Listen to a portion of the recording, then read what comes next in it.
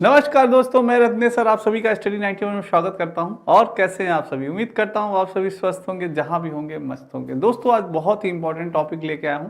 जैसा कि आप जानते हैं दोस्तों कि आज के टॉपिक का नाम है जैविक अंतःक्रियाएं। दोस्तों आज हम पढ़ेंगे दोस्तों सहजीविता क्या होती है, सहभोगिता क्या होती है, और भी दोस्तों कई टॉपिक्स हैं जिनके बारे में चर्चा होगी। बहुत ही इंपॉर्टेंट टॉपिक है दोस्तों, इसलिए इस सेशन को दोस्तों ज़्यादा ज़्यादा एक बार शेयर कर दीजिएगा और एक बार लाइक कर दीजिएगा दोस्तों। तो आइए स्टार्ट करते हैं अपना सेशन। बहुत ही इंपॉर्टेंट सेशन है दोस्तों मेरे सारे बच्चे।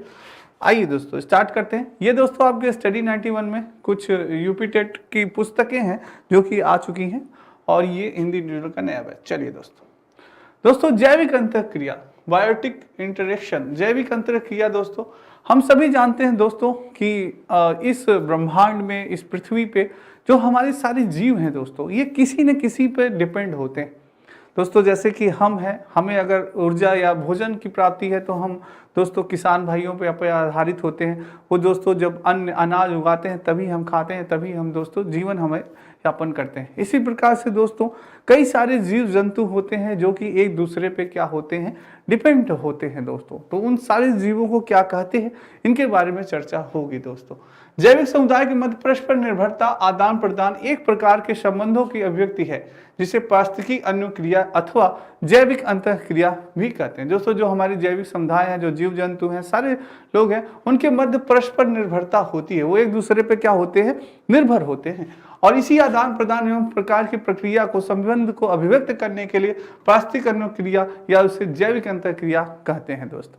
ठीक है। किसी भी जाति की उत्तरजीविता की न्यूनतम आवश्यकता एक अन्य प्रजाति का उपलब्ध होना होता है। कोई भी जाति का जीव है दोस्तों, तो ये होता है कि उसके ऊपर कम से कम एक अन्य प्रजाति का जीव जरूर उस पर डिपेंड होता है दोस्तों। ठीक है, आइए जानते हैं। जैसे कि जिसकी सहायता से वो अपनी आधारभूत आवश्यकताओं की पूर्ति करते हुए अपने अस्तित्व को बनाए रखने का प्रयास करता है। जिससे कि वो जीव दोस्तों अपनी उसकी सहायता से अपने आधारभूतों को की और अपनी आवश्यकताओं को क्या करता है, उसकी पूर्ति करता है और अपने अस्तित्व को बनाए रखता है, अपने जीवन को बनाए रखता है। वो चीज़ है दोस्तों। ठीक है, चलिए जैसे दोस्तों नेक्स्ट इसको दोस्तों जैविक अंतःक्रिया के प्रकार जैसे दोस्त जानते हैं।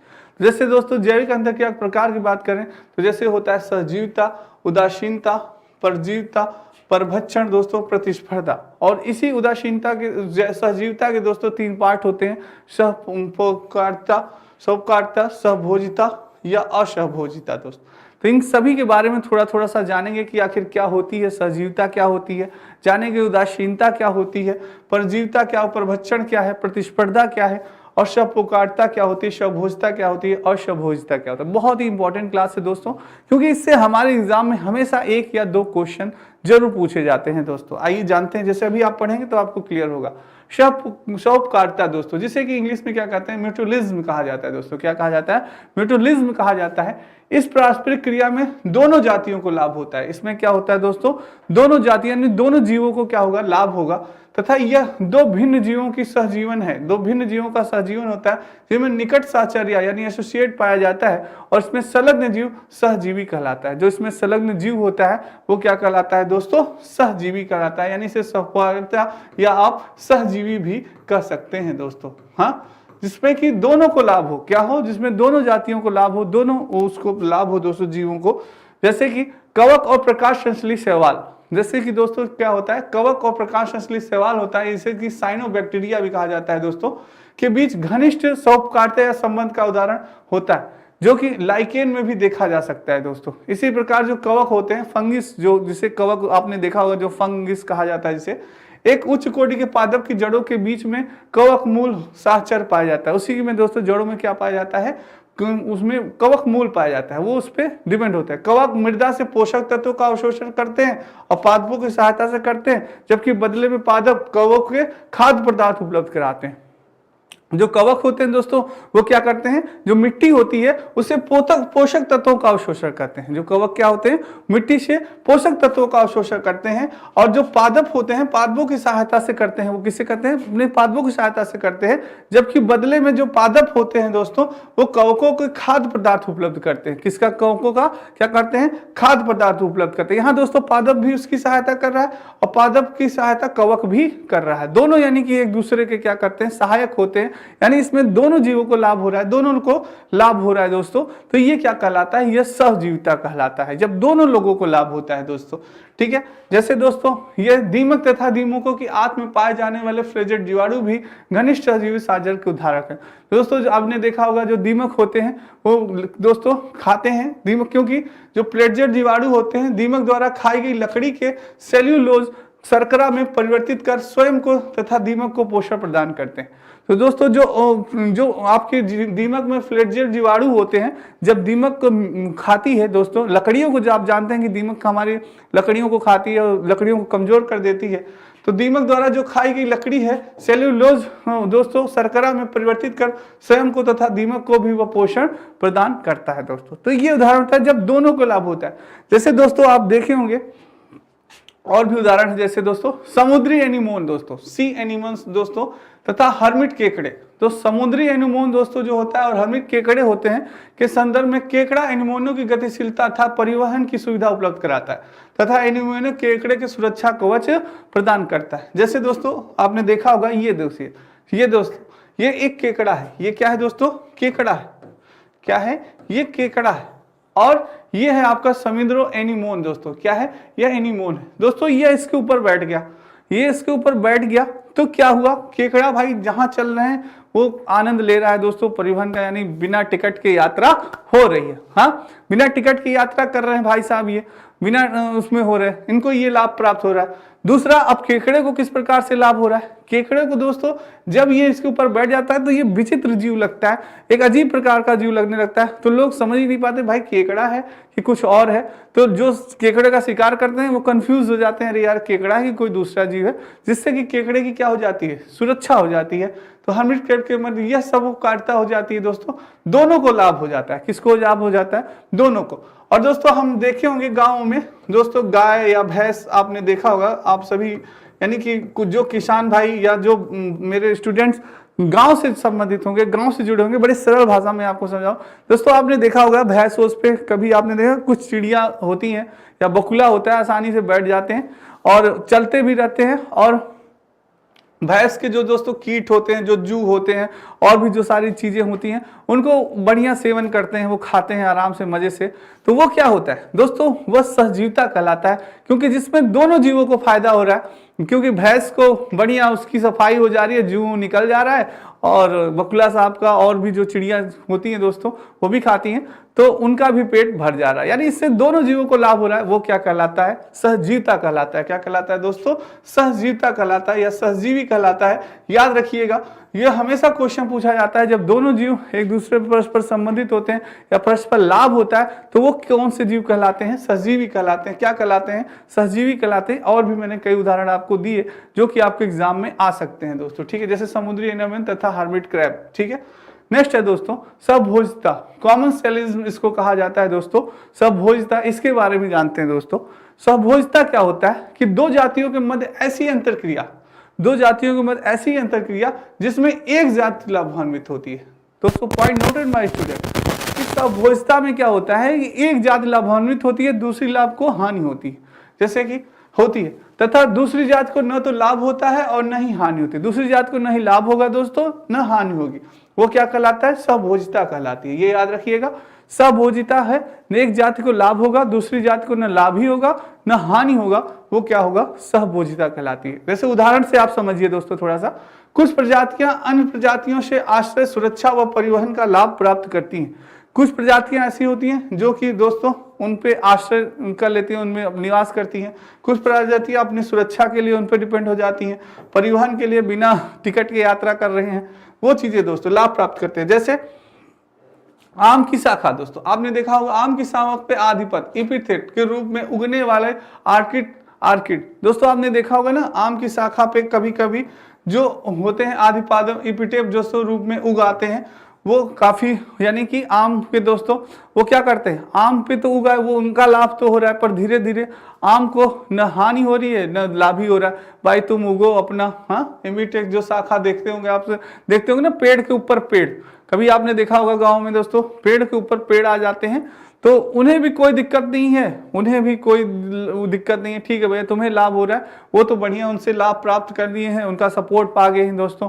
कि हाँ बढ़िया है उनपे, पर उनको भी कोई हानि नहीं है, उनको कोई लाभ ही है उनसे, तो वो चीज होती है दोस्तों। दूसरी, आर्किड तथा हेल की पीठ को आवास बनाने वाले बार्नोकेल दोस्तों हेल की पीठ पे जो होते हैं, जो आर्किड तथा हेल की पीठ पे जो बार्नोकेल होते हैं दोस्तों, बार्निकल होते हैं, उनको लाभ होता है। वो वेल की पीठ पे बैठे रहते हैं दोस्तों, वेल पे चिपके रहते हैं, वेल अपना आती जाती रहती है, वो भी दोस्तों अपना आते जाते रहते हैं, फ्री में परिवहन हो रहा है, वेल को भी उनसे कोई दिक्कत नहीं, वो अपना लाभ उठाते रहते हैं। जबकि आम के पेड़ और वेल में कोई भी लाभ नहीं होता। वही चीज है दोस्तों, ना आम के पेड़ को ना वेल को कोई भी लाभ नहीं होता, बाकी ये लोग अपना लाभ लेते रहते हैं दोस्तों, ठीक है। पीठ पे बैठ के वेल जहां जा रही है वो भी जा रही है, वो भी एक प्रकार का जिंत होता है दोस्तों, ये आपका बार्निकल, ठीक है। चलिए दोस्तों, चूसक मत्स्य जो होगा सकर फिश दोस्तों, रिमोरा अपने सिर पर उपस्थित चूसकों को माध्यम से शार्क मछली संलग्न होकर परिवहन के साथ साथ परभक्षियों से भी सुरक्षा प्राप्त करती है। जो चूसक मत्स्य होता है एक प्रकार की मछली होती है दोस्तों, स्कर मिस होती है, ये शकर फिश कहा जाता है जिसको। ये शार्क मछली से दोस्तों क्या हो जाती है, संलग्न हो जाती है, चिपक जाती है, उसके साथ चिपक जाती है उसके उस पे, और दोस्तों उसके साथ घूमती फिरती रहती है, अपना वो होती है। और जब शार्क के जो बचे भोजन होते हैं, पोषण भी होते हैं, उससे भी वो दोस्तों खाती है उसको, उसका आनंद प्राप्त करती है। तो शार्क को उससे कोई दोस्तों नुकसान नहीं है, जो बचा कुचा है भाई तुम खा लो वो हो जाए, ये पर लाभ उठा नहीं, पर शार्क को ना उनसे लाभ हो रहा है ना हानि हो रहा है। वही क्या कहलाता है दोस्तों आपका, यही आपका क्या कहलाते हैं, सहभोजिता कहलाता है। क्या कहलाता है, सहभोजिता, कि एक जीव को तो लाभ हो रहा है, दूसरे को न लाभ हो रहा है न हानि हो रहा है, वो क्या कहलाता है, सहभोजिता कहलाता है दोस्तों। तो याद रखिएगा, ऐसे ही दोस्तों मैंने आपको उदाहरण दे दिए, कई उदाहरण है दोस्तों, ये चीजें हैं, ठीक है। नेक्स्ट दोस्तों असहभोजिता, अब बात करते हैं असहभोजिता, हेमिस्लिज्म की बात करें दोस्तों। असहभोजिता यह दो प्रजातियों के मध्य नकारात्मक सहचर्य होता है। क्या होता है, नकारात्मक सहचर्य होता है, जिसमें एक प्रजाति दूसरी प्रजाति को सीमित कर देती है। एक प्रजाति क्या करती है, दूसरी प्रजाति को सीमित कर देती है तथा स्वयं बिना प्रभावित हुए उसे हानि पहुंचाती है। क्या होती है, स्वयं दोस्तों बिना प्रभावित हुए उसे हानि भी पहुंचाना प्रारंभ कर देती है, वो क्या कहलाती है, असहज हो जाती है। यानी दो प्रजातियों में नकारात्मक सहचर्य होता है। क्या होता है, नकारात्मक, जिसमें एक प्रजाति दूसरी प्रजाति को सीमित कर देती है तथा स्वयं बिना प्रभावित हुए उसे हानि पहुंचाती रहती है। उदाहरण कवक पेनिसिलिन है दोस्तों, ये भी आपको हानि पहुंचाती है। पेनिसिलिन नामक एंटीबायोटिक हो गई दोस्तों, जो विभिन्न प्रकार के जीवाणुओं को वृद्धि को रोक देता है। तो ये हमें दोस्तों नकारात्मक रूप से जो हमें नुकसान पहुंचाते रहते हैं, वो क्या कहलाते हैं, असहभोजिता कहलाते हैं। नेक्स्ट, असहभोजिता एक सीमा तक विरोध से संबंधित है, जहां वातावरण में किसी भी जीव की वृद्धि को कुछ रासायनिक पदार्थों से क्या किया जा सकता है, रोका जा सकता है। दोस्तों कभी कभी होता है ना, कोई भी जीव की वृद्धि ज्यादातर हो रही है तो कुछ रासायनिक पदार्थ छिड़काव कर दिया गया तो वो क्या हो जाते हैं, रुक जाता है। दोस्तों वही चीज है असहभोजिता। नेक्स्ट है दोस्तों, ये आपके स्टडी 91 में कुछ पुस्तकें हैं, आप देख सकते हैं।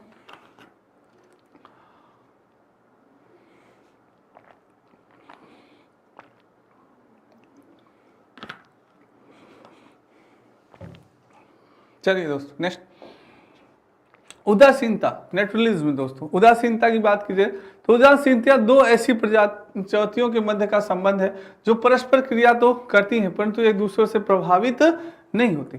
परस्पर क्रिया करती हैं पर ये दोनों एक दूसरे से प्रभावित नहीं होंगी दोस्तों, वही क्या कहलाती है, उदासीनता कहलाती है।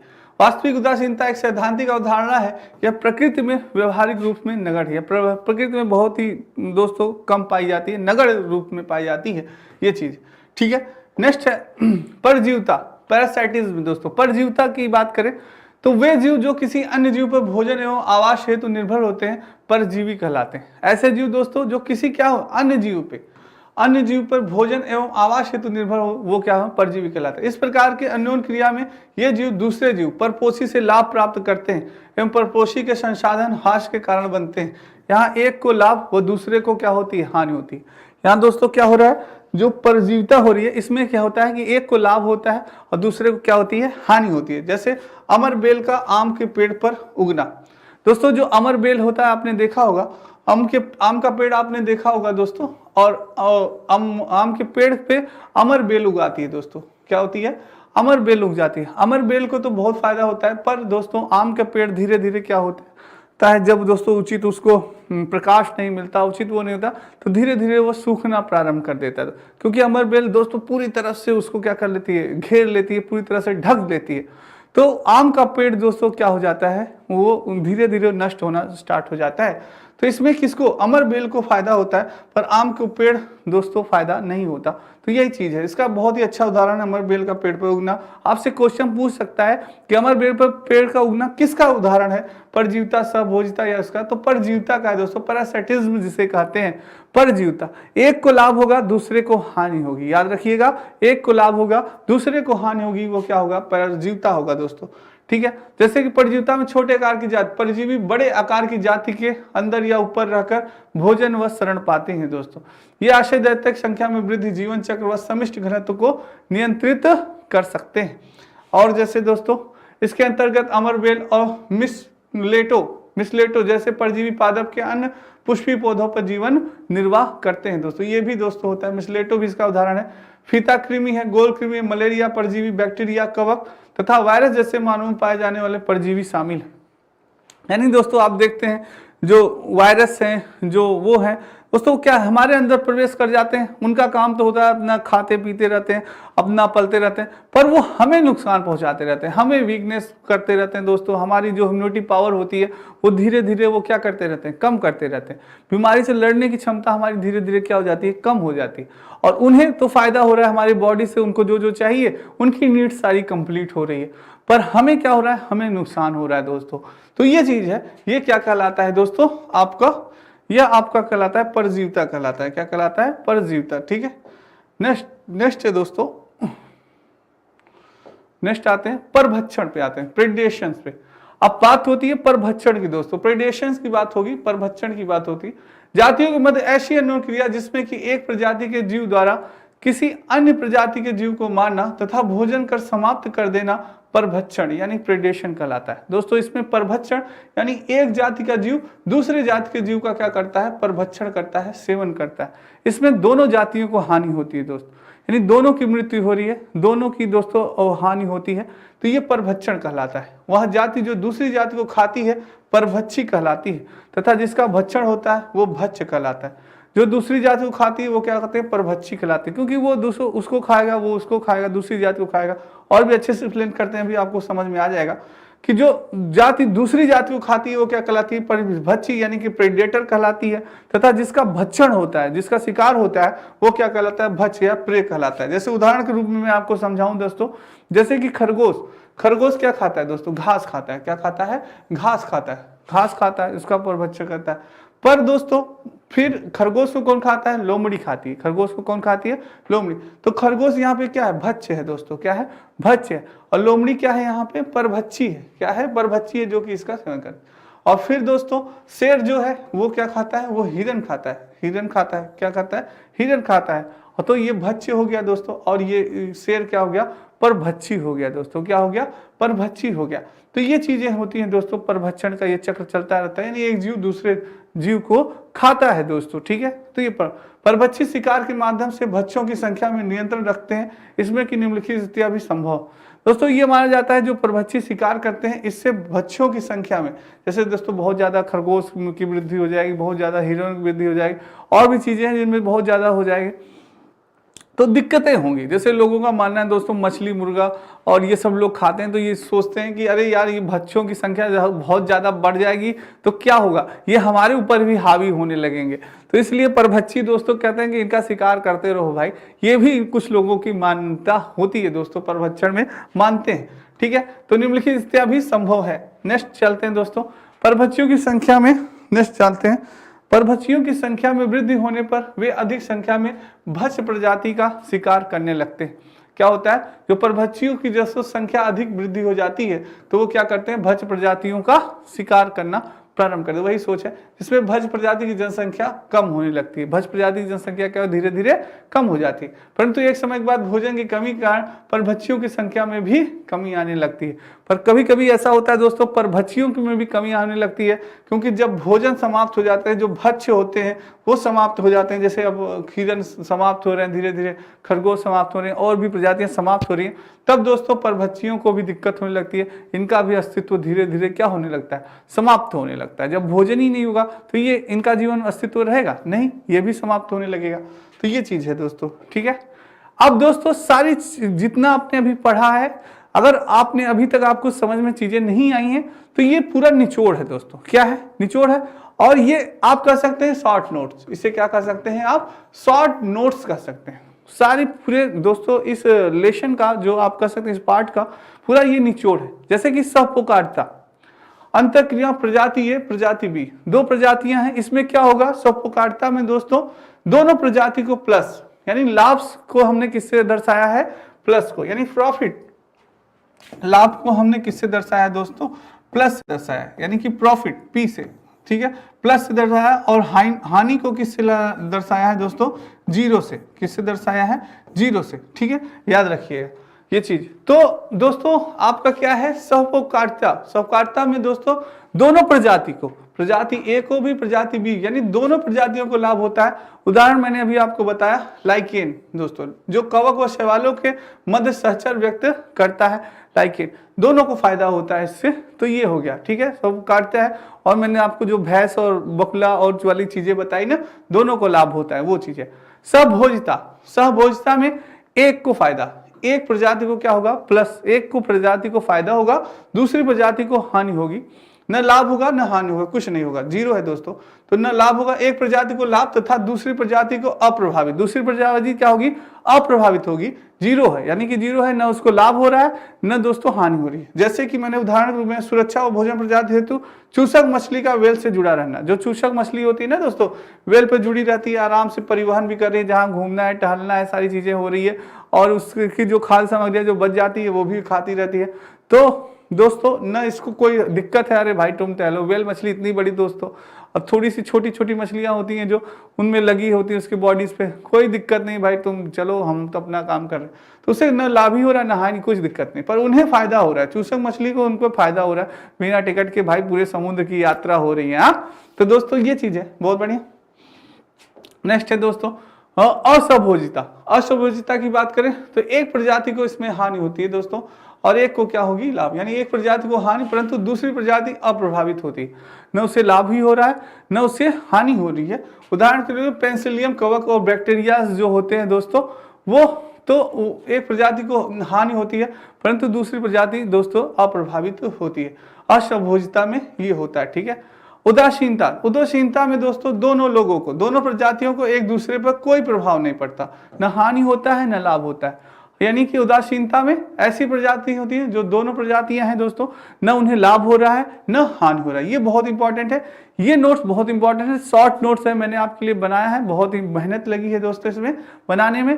तो इसको दोस्तों आप याद कर लीजिएगा, तब आपके दिमाग में सारी चीजें बैठ जाएंगी जो कि हमारे क्वेश्चन में पूछा जाता है। असभोजिता क्या होता है, उदासीनता होता है, कि भाई क्वेश्चन दे देगा कि जिस यानी कि कौन क्या कहेंगे, एक प्रजाति को हानि हो रही है परंतु दूसरी प्रजाति अप्रभावित होती है, वह क्या कहलाती है? तो वो क्या कहलाती है? वह असभोजिता कहलाती है। एक प्रजाति, दोनों प्रजाति एक दूसरे पर कोई प्रभाव नहीं पड़ता, वह क्या कहलाता है? वह उदासीनता कहलाता है। ऐसे क्वेश्चन, एक प्रजाति को लाभ हो रही है दूसरी प्रजाति को हानि हो रही है, तो वो क्या कहलाता है? ऐसे ही आपसे क्वेश्चन पुटअप होगा दोस्तों। तो आप अगर समझे रहेंगे, चीजें आपको याद रहेंगी, तभी आप आंसर दे पाएंगे, अन्यथा नहीं दे पाएंगे। नेक्स्ट है दोस्तों परजीविता। परजीविता में दोस्तों एक को क्या हो रहा है? फायदा हो रहा है एक प्रजाति को, दूसरी प्रजाति को क्या हो रही है? हानि हो रही है। जैसे एक प्रजाति को लाभ व दूसरी को हानि। उदाहरण अमर बेल का आम के पेड़ पर उगना। जैसे मैंने बताया ना दोस्तों कि आम का पेड़ पे अमर बेल जब उग जाती है, अमर बेल जब उग जाती है, पूरे चारों तरफ से ढक लिया उसे, अपना तो लाभ ले रहे हैं पर आम क्या हो रहा है दोस्तों? दिक्कत हो रही, ये चीज। परभक्षण प्लस माइनस, एक प्रजाति को लाभ व दूसरी प्रजाति को हानि। परभक्षण में भी दोस्तों हानि होते हैं। उदाहरण बिल्ली द्वारा चूहे का शिकार करना। बिल्ली तो अपना भोजन कर ली पर चूहे के बेचारे की मृत्यु हो गई, तो वो क्या है? परभक्षण कहलाता है दोस्तों, ठीक है। उम्मीद करता हूं आपको ये सारी चीजें समझ में आ रही होंगी दोस्तों, क्योंकि ये बहुत ही इंपॉर्टेंट है, ये बहुत इंपॉर्टेंट है। कई बार हमारे एग्जाम में इससे संबंधित क्वेश्चन बने हैं दोस्तों, ठीक है। प्रतिस्पर्धा, प्रतिस्पर्धा की बात करें तो दोनों को हानि, दोनों प्रजातियों को हानि होती है। उदाहरण हिरण के शिकार है तो शेर और चीता में स्पर्धा रहती है, दोनों स्पर्धा रहती है दोस्तों। शेर में भी होती है, चीते में भी, कि मैं इसका शिकार करूंगा, वो कहता है मैं इसका शिकार करूंगा। तो दोनों को दोस्तों वो होती है, इसमें दोनों लड़ते हैं और दोनों को क्या होती है? हानि होती है दोस्तों, ठीक है। तो ये चीज है, तो ये क्या है? प्रतिस्पर्धा दोस्तों, ठीक है। नेक्स्ट तो दोस्तों आज का सेशन बहुत इंपॉर्टेंट था, आप जरूर उसको पढ़िएगा, रिवाइज करिएगा। एक बार दो बार पढ़ेंगे तो चीजें आपको क्लियर हो जाएगी और इससे हमेशा हमारे एग्जाम में एक या दो क्वेश्चन जरूर आता है। दोस्तों ये आपके नितिन सर के द्वारा हैंड राइटिंग लिखी गई बुक से बहुत इंपॉर्टेंट है, आप सभी ले सकते हैं। तो दोस्तों आज की क्लास आपको कैसी लगी कमेंट बॉक्स में कमेंट जरूर करिएगा, लाइक जरूर करिएगा और शेयर करिएगा। और दोस्तों कल फिर मिलेंगे बहुत ही इंपॉर्टेंट टॉपिक के साथ। तब तक मेरे सभी बच्चों को राधे राधे, जय श्री कृष्ण, जय श्री राम और जय हिंद दोस्तों।